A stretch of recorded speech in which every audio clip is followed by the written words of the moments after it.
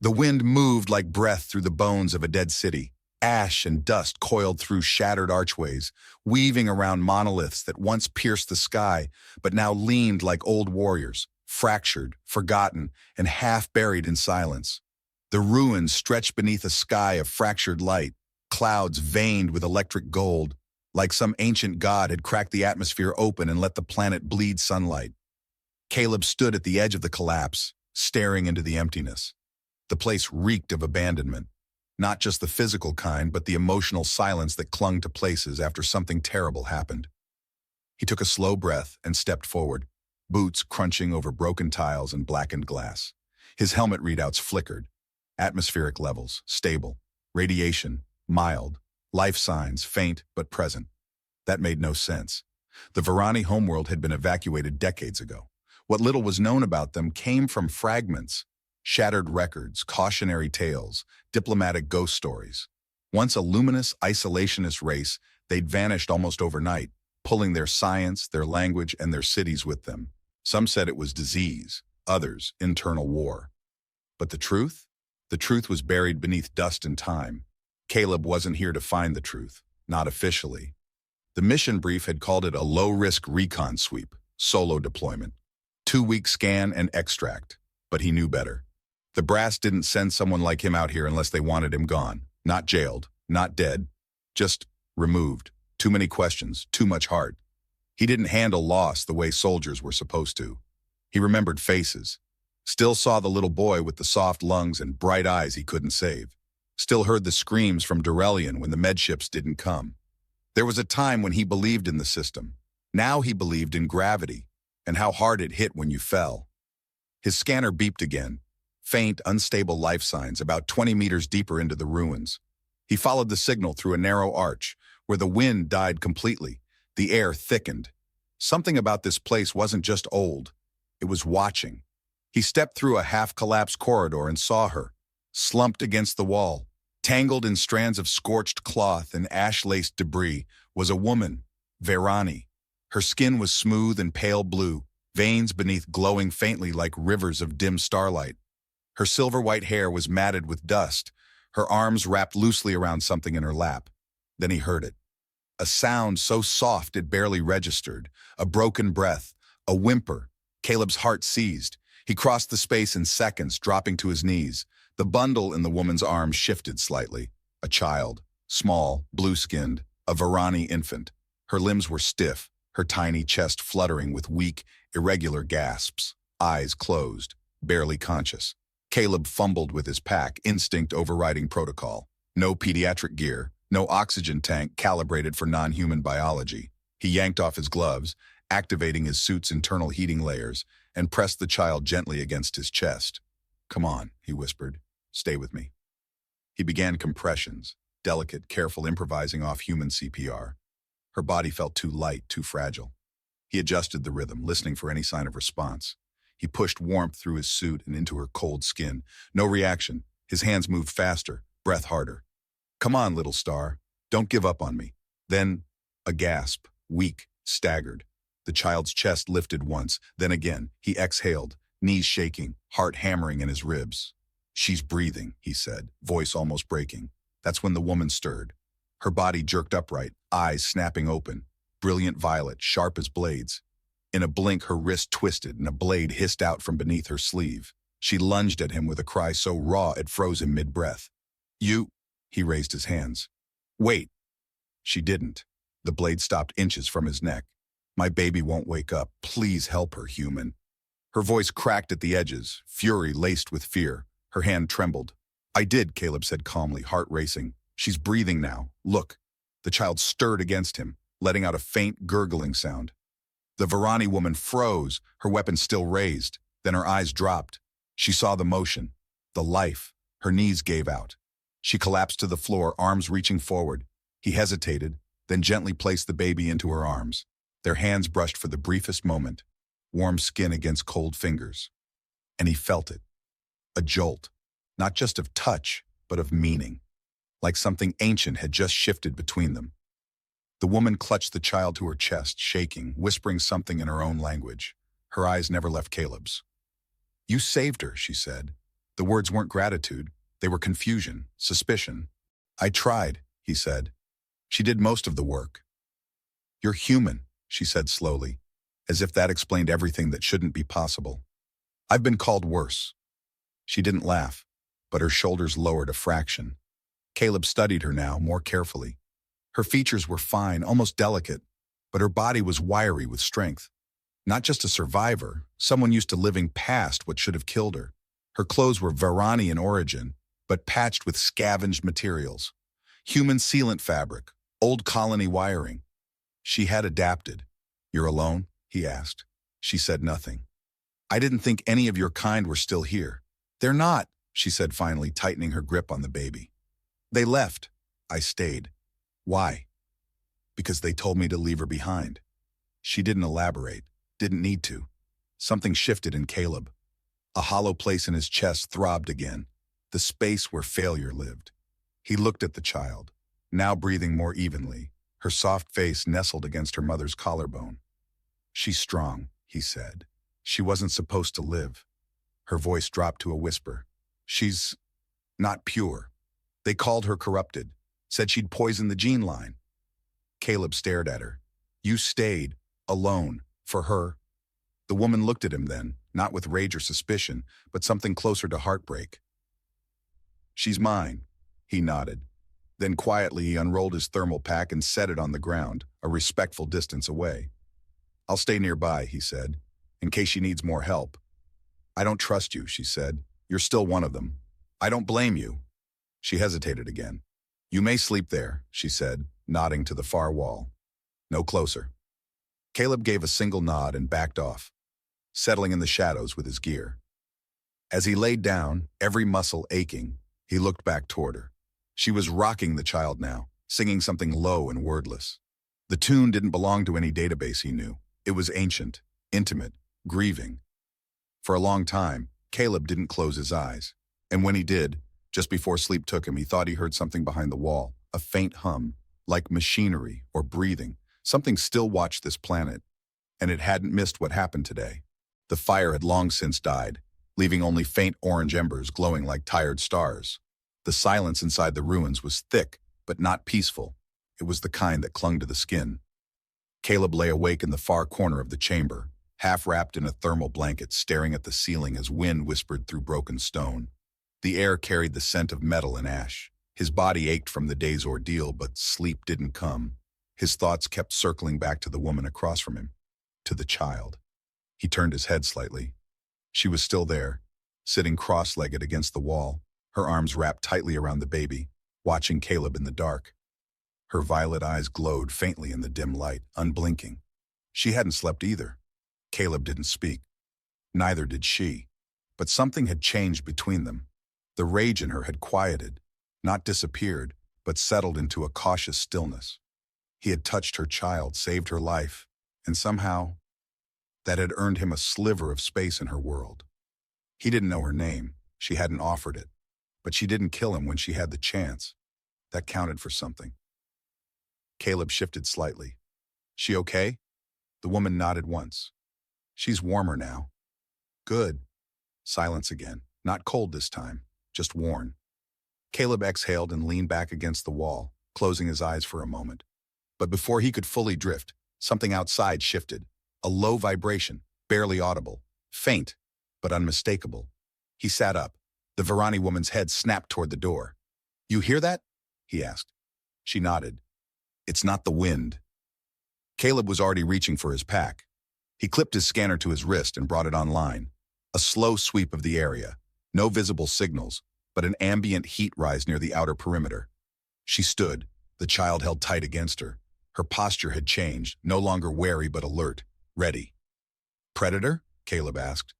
Maybe. From your people? She looked at him. Nothing from my people hunts in packs anymore. That answer didn't make him feel better. Then we need to move. He doused the coals with his boot, grabbed his gear, and headed toward the narrow passageway they'd used before.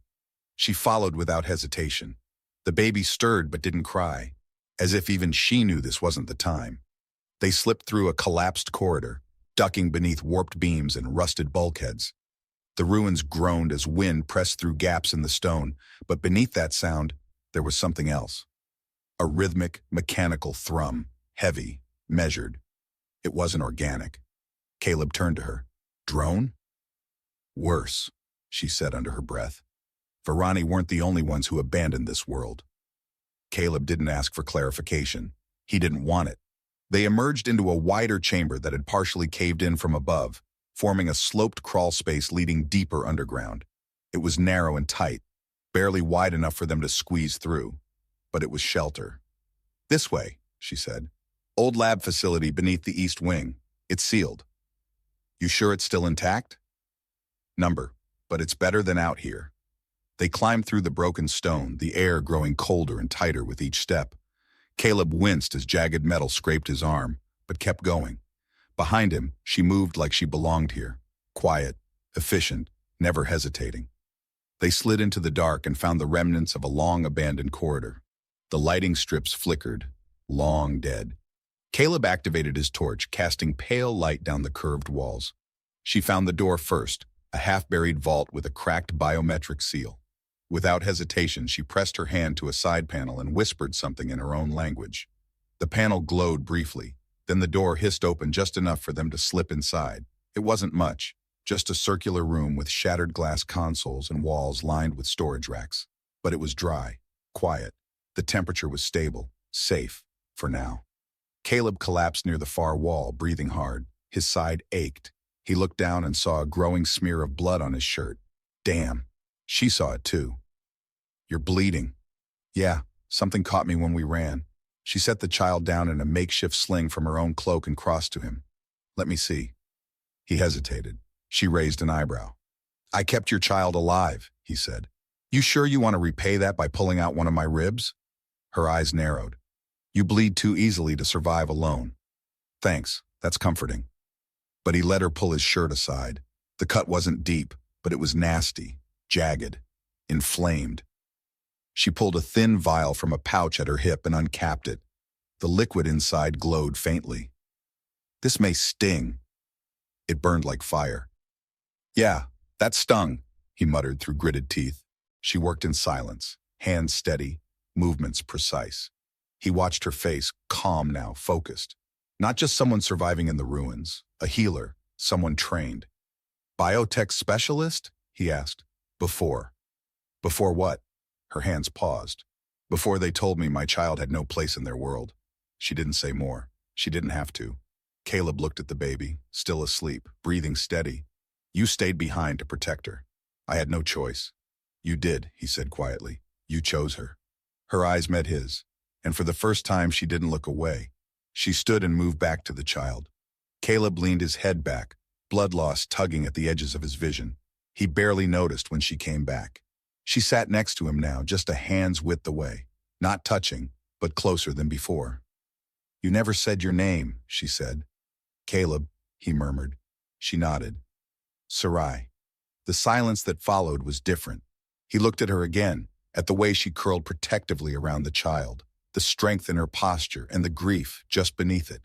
He felt something in his chest shift, not pity, but connection.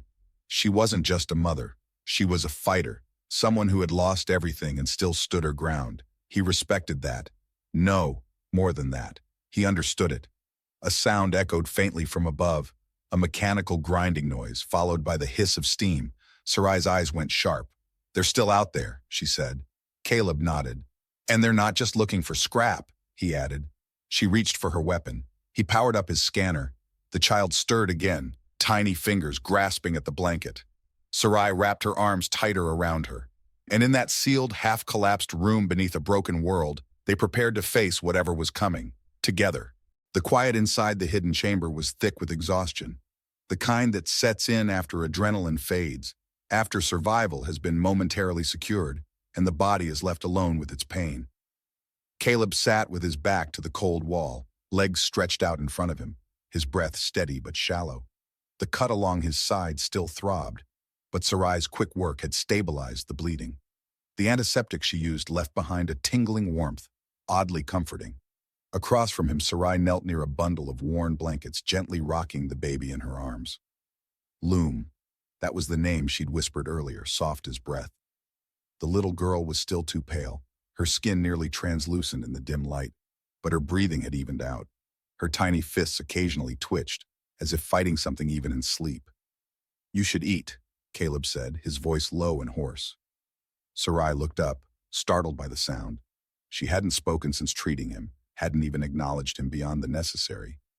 He reached into his pack, pulled out a warm ration bar wrapped in foil, and broke it in half. It wasn't much, dense protein and a hint of processed spices, but it would hold them over.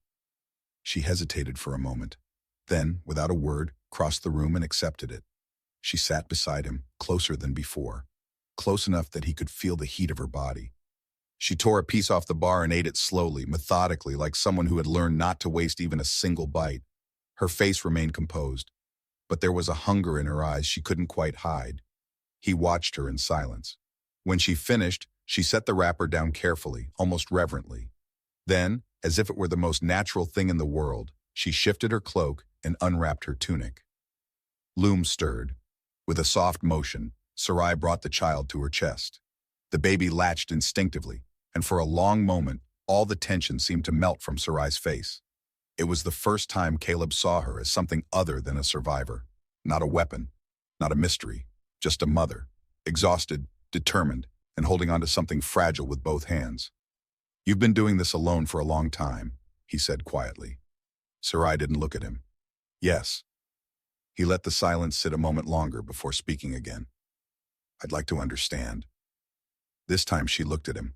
Her eyes held layers: pain, intelligence, suspicion, maybe even the faint flicker of trust. "You really want to know?" "I do." She adjusted Loom against her, the child's hand curling softly against her skin. "I was born on Reestel," she said, her voice steadier now. "One of the inner moons, second-caste bioengineer family. Varani society is layered. The upper lines design, the middle lines repair, the lower lines serve. My line modified genetic blueprints, shaping evolution through precision." Her gaze drifted, lost somewhere in memory. "I was meant to carry a legacy. I followed the protocols. I was chosen to bond with a male from a parallel caste. The match was perfect, genetically, politically, emotionally. It was empty." Caleb listened, didn't interrupt. "But I met someone else," she continued. "A technician. Quiet. Curious. Not from a primary line. We were never meant to be paired." But he listened. He made me laugh. He made me feel. Her voice cracked slightly, then steadied. "When I became pregnant, I hid it. Long enough to reach a birthing chamber in the outer districts. Loom was born too early. Her lungs didn't develop correctly.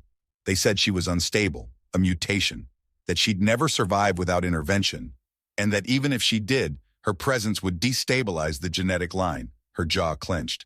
"They gave me a choice. Terminate her quietly, preserve my position, or leave." She looked down at the sleeping child in her arms. I didn't hesitate. Caleb couldn't look away. He felt something deep in his chest ache, something that hadn't stirred in a long time. I took her and ran, hid in the evac tunnels when the purges began, found old lab sites, abandoned relay stations, scavenged what I could. She fought through fevers, collapsed lungs, malnutrition. I learned to repair medical drones by memory. I sterilized equipment with heated rocks. I did everything I could, because no one else would. "She's alive because of you," Caleb said softly. Sarai looked at him for a long moment. "She shouldn't be, but she is." He reached into his jacket and pulled out a thin piece of fabric, a faded patch from an old MedCorps uniform, Earthside. He turned it in his hand once, then set it gently beside him. "I was a field medic before the war," he said. "Civilian. I worked the fallout zones, famine camps, collapsed colonies, places no one wanted to be. I saw a lot of people suffer. Some of them were saved, some weren't." He took a breath. "There was this kid, 6 years old, had the same look in her eyes as Loom does when she's fighting to breathe. We didn't have the equipment we needed. I tried anyway. Stayed with her for hours. She died holding my hand." Sarai didn't speak, but something softened in her expression. "I promised myself if I ever got another chance, I wouldn't walk away again." She nodded slowly, cradling Loom closer. "You didn't." A long silence settled between them. Not awkward, but full. Like something unspoken had been seen and acknowledged. Then, from the far end of the corridor, a faint sound echoed, metallic, rhythmic. Caleb stood instantly, hand on his sidearm. Sarai stood too, wrapping the baby tightly in her sling. Same as before? Caleb asked. No, she said, voice low. This one's heavier. He activated his scanner. No signal, but the static was sharper now. Interference. Artificial. Someone was trying to block detection. A new frequency pulsed once across the readout. Clean, short, and unmistakably coded. Sarai inhaled sharply. What is it? He asked. She looked at him, voice hardening. That's Varani, a command ping, short-range asset retrieval. Caleb's stomach turned. You mean, they're not just searching, she said. They've found us. He moved fast, grabbing his pack. Sarai pulled a curved blade from the hidden compartment of her suit. The baby barely stirred, trained perhaps to stay silent when danger neared. They slipped out into the corridor, the glow of the chamber fading behind them. The sound came again, closer now, clank, clank, whir. Not just drones, not scavengers, something designed. As they ran, Sarai whispered, They've come for her. And in the shadows of the broken city, hunted by the remnants of a society that once cast her out, she ran not as a fugitive, but as a mother with nothing left to lose. Caleb kept pace beside her, and for the first time since his boots hit this planet, he didn't feel like a visitor. He felt like he belonged exactly where he was, running with her, ready to stand, to fight, to hold the line, not for orders, not for duty, for them, for family. They ran in silence, moving through the skeletal remains of what had once been a brilliant Virani city, now reduced to ruins and ghosts. Every step echoed down the hollow corridors. Every breath seemed to carry the weight of something ancient and watching. Caleb kept close behind Sarai, her silhouette shifting through crumbled passageways with practiced grace. The child bundled tight against her chest. The air was getting colder, thinner. The sky above the broken ceiling panels was graying with dust storms that threatened to fall at any moment. But it wasn't the weather they were worried about. It was them. Whatever had sent out that coded retrieval ping, it wasn't just scanning anymore. It was closing in. They ducked into a collapsed corridor, one Caleb had marked earlier as unstable. It had seemed too risky then, but now the risk of staying in the open was greater. Stone and steel formed a slanted chamber half buried under rubble, creating a makeshift shelter with only one visible exit. It was tight and dark, but for now, it was a place to stop, to breathe. Sarai leaned back against the wall, her hand instinctively reaching to cradle Loom's head. The baby was breathing, but her face was pale again. Too pale. She's not stabilizing, Sarai whispered. Caleb was already kneeling beside her, digging through his medical pouch. His fingers moved fast, more by muscle memory than thought.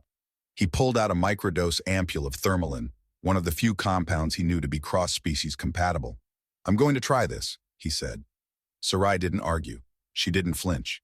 She just held Loom steady as Caleb injected the dose into the soft tissue of her shoulder. For a moment, nothing changed. Then the baby whimpered. A flicker of breath caught in her chest. Her limbs twitched. Her eyes opened just a crack. She's responding, Caleb murmured. It's working. But Sarai didn't relax. Her eyes stayed locked on her daughter's face, her shoulders tense. She was strong earlier, she said, her voice brittle. But now, she's slipping again. This isn't just exhaustion, something's affecting her. Caleb's jaw tightened. She's overheating. Her body's fighting the genetic destabilization. Sarai's eyes shot to his. What? He hesitated. You told me your people called her impure, but that's not the full story, is it? What did they really see in her? Sarai looked away. I don't know, she said at last. They ran tests, but they kept the results sealed. I only know she was different, not weaker, not broken. Different. They couldn't understand it, and so they feared it. That's how my people work. Anything outside the line is considered a threat to the structure. Caleb shook his head. She's not a threat. She's the future. But Sarai didn't answer.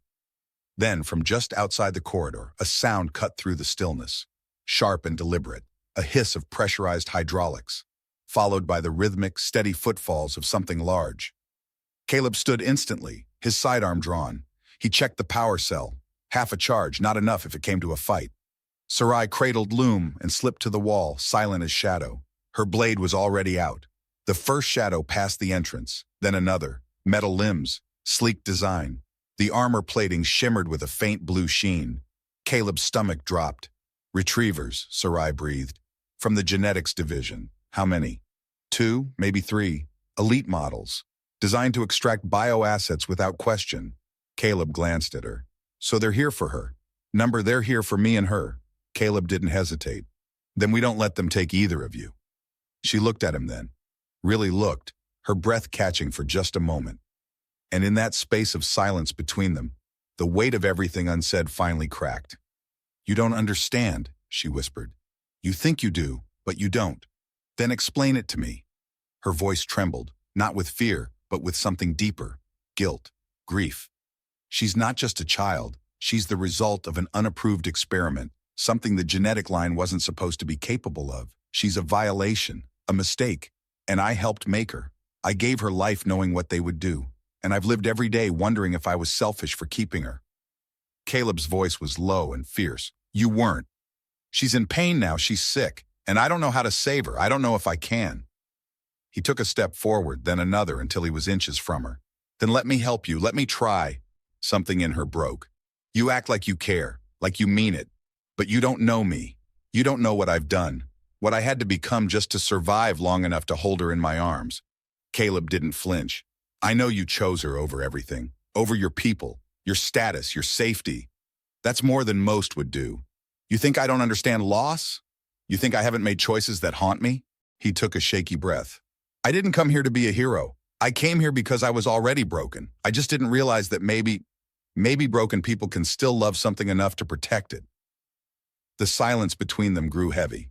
Sarai's lips parted, her eyes full of too much emotion to name. Then she did something unexpected. She reached for him. Her hand touched his face, slow and uncertain, like she didn't quite believe he was real. Her thumb brushed the edge of his jaw. And when he didn't pull away, she stepped closer. Loom shifted gently in her sling, the warmth of both their bodies cocooning her. I don't know what this is, Sarai whispered, but I don't want to lose it before I understand it. Caleb leaned forward, forehead resting against hers. You won't. And then she kissed him. It wasn't desperate. It wasn't perfect, but it was real. Their breath mingled in the dark, and for one brief, impossible moment, the ruins faded away. The war, the chase, the pain. It all went quiet, until the walls shook. The retrievers were moving, closing in. Caleb pulled back, fire in his eyes. We hold them here. You take Loom. I'll distract them long enough for you to find another path. No, she said, voice sharp. We do this together. And just like that, the moment was over. Not lost, but transformed. Now it was fire. Now it was war. Whatever came next, they would face it not as strangers, not as fugitives, but as something more, a family worth fighting for. The corridor stank of burned circuitry and blood. Smoke curled from the dismembered retriever at Caleb's feet, its core still twitching with the final flickers of corrupted code. Sparks leapt from a severed limb, then faded into stillness. The silence that followed was deafening. Sarai stood just beyond the wreckage, blade dripping with dark fluid that wasn't quite oil and wasn't quite blood. Her chest rose and fell in short, harsh breaths. Loom stirred against her shoulder, sensing the tension but too weak to cry. Caleb looked at her, chest heaving. You okay? She didn't answer right away. She was listening, head tilted toward the distant hum reverberating through the floor. There's more coming, she whispered. But not machines this time. Caleb nodded. He didn't ask how she knew. She felt it. He trusted that now. They didn't run. Instead, they moved, quickly, deliberately, through the collapsed halls until they reached a wide platform near the heart of the ruins. It had once been a council chamber, by the look of the circular architecture. Broken seats formed a half-ring around a central podium now cracked down the middle. Dust danced in the air, catching shafts of weak light breaking through the fractured ceiling. They waited in the center, no more hiding, no more shadows. Then the sound came, soft at first, a low, pulsing hum, almost like breath. Then the unmistakable whine of high-precision thrusters. A sleek Varani scout ship descended through the clearing above them, its hull etched with iridescent symbols that shimmered like starlight on water. Sarai didn't flinch. Caleb's hand went to his weapon but didn't draw. Not yet. The ship touched down with the grace of a falling leaf. The side hatch opened and 4 figures emerged, tall, wrapped in ceremonial robes reinforced with synthetic armor. Their eyes glowed with faint violet light, cold and unreadable.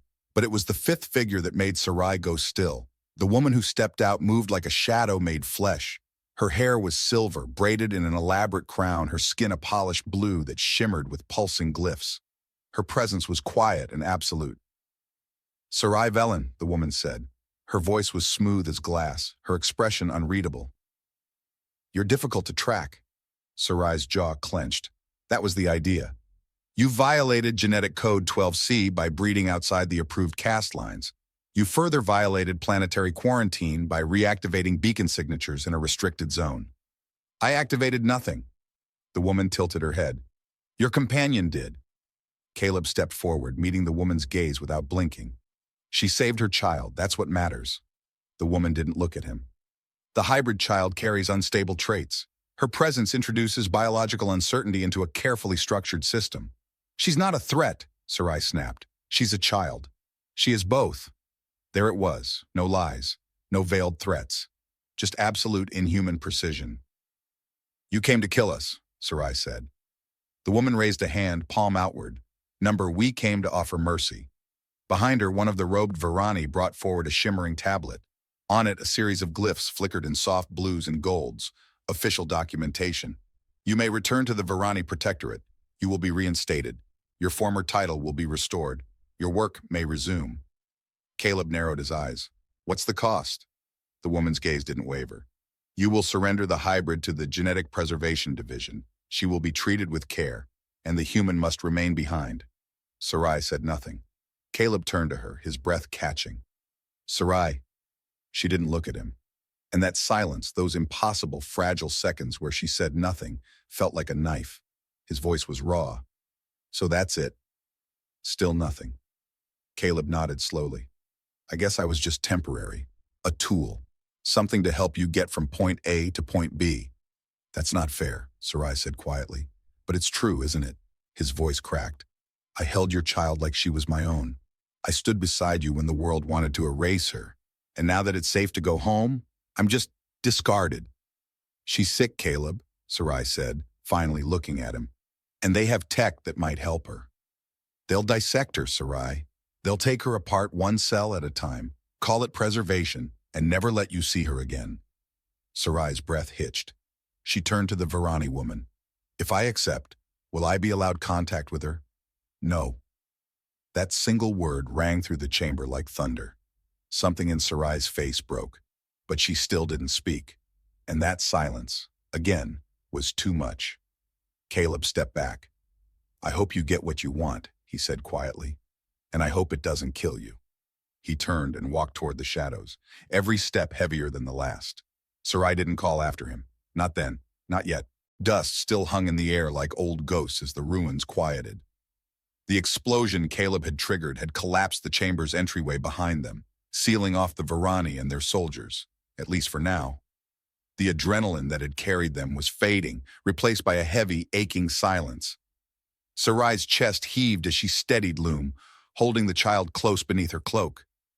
Caleb stood a few steps away, gun still in hand, eyes locked on the settling rubble. They didn't speak at first. There were no words big enough for what had just happened. Sarai had walked away from everything she once was, again.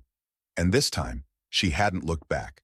They moved quickly from the atrium, down into the narrow underlayers of the ruins, where ancient biotech conduits still pulsed faintly with forgotten energy. It was deeper, darker here, safer maybe. They found an old emergency operations chamber, partially shielded and buried beneath collapsed stone. A place for fugitives now, not leaders, not scientists, just people trying to hold on to each other. Caleb lit a low heat lamp and dropped his pack. Sarai sat slowly, back against the wall, eyes distant, Loom asleep in her arms. For a long while, the only sound was the quiet ticking of the lamp and the baby's breath. Caleb sat down beside her. He didn't press her, but he could feel the storm inside her. She broke the silence first. My people believe in control above all else, she said quietly. Order, symmetry, structure, everything is calculated, partnerships, conception. Even grief has a designated place on the schedule. Caleb turned toward her, listening. I tried to follow the system, she continued, but when I met him, I broke the rules. Him? Caleb asked gently. Sarai nodded, her gaze still fixed on nothing. Loom's father. He was a second-tier technician. Quiet. Brilliant in his way, but not prestigious. Not from a primary gene line. We kept our bond hidden for almost a year. She swallowed hard. When I learned I was pregnant, we knew what the council would say. Unapproved pairing, unauthorized reproduction. Our genetic compatibility wasn't in the database. It didn't matter how we felt. We had corrupted the order. Caleb shifted closer, his hand resting on the floor beside hers. We decided to run, she said. We waited until the shift rotations changed, packed only what we needed. He carried a field stabilizer, I carried her, still in stasis. We made it almost to the outer gates. Her voice lowered to a whisper. Then they caught him. Caleb's jaw tightened, but he said nothing. I thought they'd execute him, Sarai said, publicly, as a message, but they didn't. She finally turned to him, eyes full of something heavier than sadness, something hollow. They took him, and they didn't kill him. They stripped him of identity, cleansed his memory, resequenced his genome to match a blank designation line. Caleb blinked. You mean, they erased him, genetically, psychologically, as if he never existed, no name, no past, a pure, functional citizen. Her voice cracked. I don't know if he's still alive. I don't even know if he'd recognize me. I don't know if there's anything of him left. Caleb looked at her, his throat tight. He had no words for that kind of violation, no equivalent. What do you say to someone who lost the person they loved, not to death, but to systematic deletion? I'm sorry, he finally said. She nodded once, not in thanks, but acknowledgement. For a long time, she continued, I thought that was the price. That love was a mistake. That breaking the code had cost me everything. And maybe it did. Caleb studied her face. But you'd do it again. Her eyes met his, and there it was, pure, burning certainty. Yes. He reached for her hand, and this time, she didn't pull away. You're not alone anymore, he said. I know, she whispered. Outside, faint tremors stirred the dust. The Varani were regrouping, recovering. Time was running out. But inside that chamber, something had changed. The distance between them was gone. Sarai exhaled slowly. We have to get out of this zone. They'll be tracking the heat signatures. The pulse bought us time, but not much. There's an abandoned Earth outpost in the mountains, Caleb said. Old survey site, shielded. If it's still intact, we can hole up, maybe even build something sustainable. Sarai nodded. We go at first light. They rested in shifts that night. Caleb stayed awake through the darkest hours, weapon in hand, watching the door, watching her. Sarai slept lightly, curled around Loom like a shield. And every so often, even in her sleep, she reached toward Caleb, never far, never gone. Just before dawn, Loom stirred and let out a soft, breathy sound. Not a cry, not quite. Caleb leaned closer. She's saying something, he murmured. Sarai smiled faintly. She's been listening to us. The baby blinked up at him with wide, curious eyes. Then slowly her mouth formed a shape.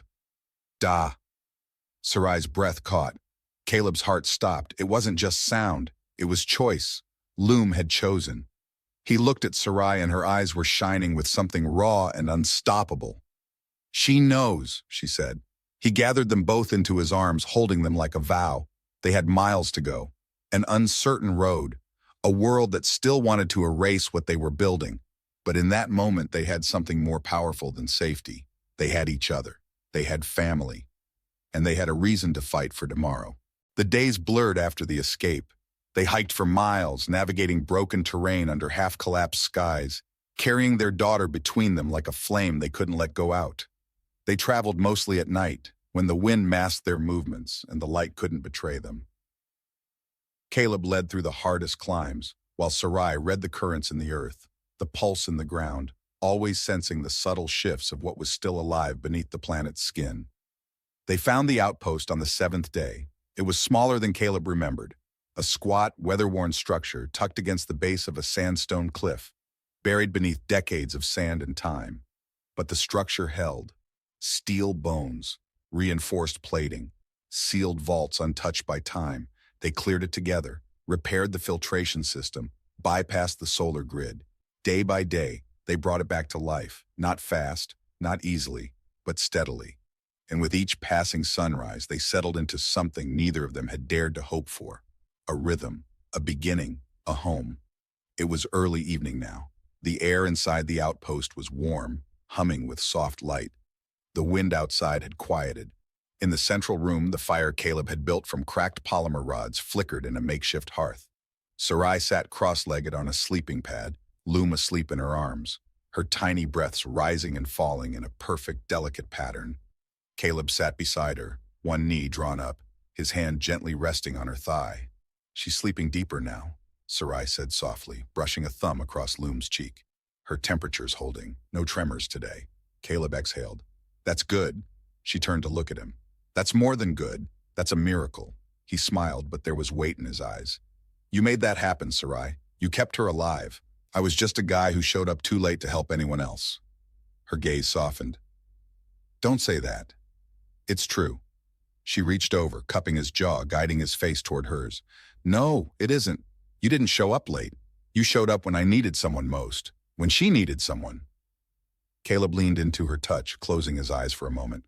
Her hand was warm, steady. "I never believed I'd get a second chance," he said. "After Earth, after all the people I couldn't save, I thought I was just wandering until I ran out of places to go." She leaned closer. "Then why did you stay with me?" His voice was quiet. "Because I didn't want to lose another child. And then, because I couldn't stand the thought of losing you." She kissed him, not urgently, not fiercely, just fully. A kiss that said, "You're safe now, and you're mine." Caleb reached up and cupped her face, deepening the kiss, his fingers tangling in the soft strands of her hair. She tasted like ash and air and warmth, like survival, like coming home. When they finally broke apart, she kept her forehead pressed to his. "I love you," she whispered. His breath caught. He smiled, the kind of smile that hurts a little when it's real. "I love you too," he said, "more than I knew I could." She pulled back just enough to look at him, really look. "Say it again." He leaned in, brushing another kiss to her lips. "I love you." She kissed the corner of his mouth. "Again." "I love you," he murmured, against her cheek, against her temple, against the line of her jaw. Each kiss a promise. She laughed softly, a sound he didn't hear often but craved. "You're ridiculous." "I know," he said. "You married into it." Her eyebrows lifted. "Married?" He grinned. "It's a human concept. I'm simplifying the situation." Sarai tilted her head. "Explain it." "It means we stay," he said. "We don't run, we build something, together." She looked down at Loom, still sleeping peacefully. "I like that," she whispered. "I like it very much." They laid Loom in the crib Caleb had patched together from salvage and reinforced fabric. Sarai traced the child's soft hair, kissed her tiny fingers, then turned back to Caleb. The two of them moved toward the open hatch, where the wind drifted gently through and the first stars began to flicker awake across the sky. They stood there, shoulder to shoulder, watching the dusk settle. Sarai's hand found his. "This isn't what I imagined," she said. "No?" he asked. "I used to think safety would mean returning to the life I knew, restoring my name, my caste, my place in the order." He turned to her. "And now?" She looked at him, eyes shimmering. "Now I understand. This is safety. This is freedom." He reached down and lifted her hand to his lips, kissing the back of her fingers. "You gave me back something I thought was gone forever. You gave me something I never had at all," she whispered. They stood in silence after that. Not because there was nothing left to say, but because everything that mattered had already been said. The wind shifted. Loom stirred in her sleep and let out a small sound, half sigh, half word. Caleb leaned back through the hatch. "She's dreaming." Sarai smiled. "She's home." And so were they. Not because the world was fixed, not because the past had been undone, but because love, real, raw, imperfect love, had found them where they least expected it. And it had stayed. The sun rose over the cliffs in soft gold, spilling light across the plateau like a warm breath. It kissed the edge of the metal outpost roof, crept down the weathered rock, and filtered through the transparent panels of the dome that Sarai had reconstructed from salvaged Varani shielding. Inside, the light landed gently on a sleeping child. Loom stirred, her small blue fingers twitching around the edge of a plush fabric square Caleb had stitched together from his old field coat. Her eyes blinked open slowly, violet and clear now, no longer dulled by fever or fear. She let out a soft sound, somewhere between a yawn and a hum, and rolled to her side. Across the room, Sarai was already awake. She sat by the small planter beds along the wall, lush green against all odds. Her fingers moved carefully, trimming a stem, checking the nutrient feed. The crops were slow-growing hybrids, part human engineering, part Varani design, optimized to survive in poor soil and filtered light. She'd mixed the genomes herself. It had taken weeks to get the balance right. Behind her, Caleb emerged from their shared room, shirtless, rubbing his eyes, hair tousled from sleep. He paused when he saw her. "You've been up for hours, haven't you?" She turned slightly, not stopping her work. "Only 2. Is that your idea of sleeping in?" "I could ask the same of you." He walked to her, bent down, and kissed her shoulder without a word. She leaned back against him with a soft smile, the comfort of routine settling around them like a warm blanket. "You keep this up," he said, gesturing to the greenery, "and we'll have real food soon." "Imagine that," Sarai murmured. "Dinner that didn't come out of a ration pack." He grinned. "Luxury." Loom's voice called out behind them, soft and cheerful. "Mama!" Sarai stood at once, smile blooming across her face. She crossed the room and scooped Loom up in her arms, pressing kisses across her cheeks. "Good morning, little star." "Mama, bird again." Loom pointed toward the open skylight where a winged silhouette darted past. "That's the 3rd time she's mentioned it," Caleb said. "I think she's naming the same rock 3 times. "It's called imagination," Sarai replied, lifting Loom high. The little girl squealed with laughter. They spent the morning like that. No alarms, no threats. Just quiet hours filled with the hum of tools and the sound of soft footsteps. Caleb fixed the solar array while Sarai taught Loom to sort plant seeds by color and shape. They paused only when Loom, muddy up to her elbows, proudly announced she'd found a magic one. Sarai leaned in to inspect. "That's a pebble." "A magic pebble," Caleb corrected, winking. In the afternoon they cooked, really cooked. Sarai had stored root paste and dried herbs from their first harvest, and Caleb seared protein slices from a field grow he'd developed using his old military rations as base protein. It tasted like ash and pepper and sunlight. Loom sat between them on the floor, picking out grains from her bowl with extreme focus, only occasionally sneaking food to the little groundhopper that had started showing up outside the door. "Are we keeping that thing?" Caleb asked, watching the tiny creature nuzzle Loom's foot. "She's already named it," Sarai said with a shrug. "What is it?" "Ashu." "Why?" "She sneezed when she saw it the first time." "Perfect," Caleb laughed. "Ashu it is." Later, when the sun began to dip, they climbed to the outpost roof. Sarai carried Loom on her hip, while Caleb hauled a blanket and 2 cups of warm infusion. The wind was cool, but not cold, the air soft with twilight. The stars hadn't come out yet, but the sky was ready for them, clear, deep, and endless. They lay down together, Loom curled between them, her small hands wrapped around a carved toy Caleb had made from a broken panel. "Do you ever think," Sarai said, her voice low and even, "that we were never meant to survive this place?" Caleb reached for her hand, lacing his fingers with hers. "I think we were meant to find each other here." She turned toward him, eyes lit by fading light. "You still believe that?" He nodded. "Every single day." She leaned forward, brushing her lips against his. The kiss was slow, grounding, familiar. It held no urgency, only depth. It said, "I'm here. I'm not leaving. I choose this. I choose you." "I love you," she whispered. "I love you too," he said. Then Loom's tiny voice broke the stillness. "Love you." They both looked down, stunned. Caleb blinked. "Did she just—" Sarai laughed, the sound like wind through glass. "She did." Loom blinked up at them, utterly serious. "Love you," she repeated, touching both their faces with sleepy hands. They wrapped themselves around her, a triangle of warmth beneath the stars. And as the first constellations flickered into view, unfamiliar, ancient, untouched, Caleb knew with unshakable certainty that they had already built the only future that mattered. This wasn't just survival. This was life. This was home. And love, once lost in war and exile and silence, now lived here in full bloom, growing brighter with each new day.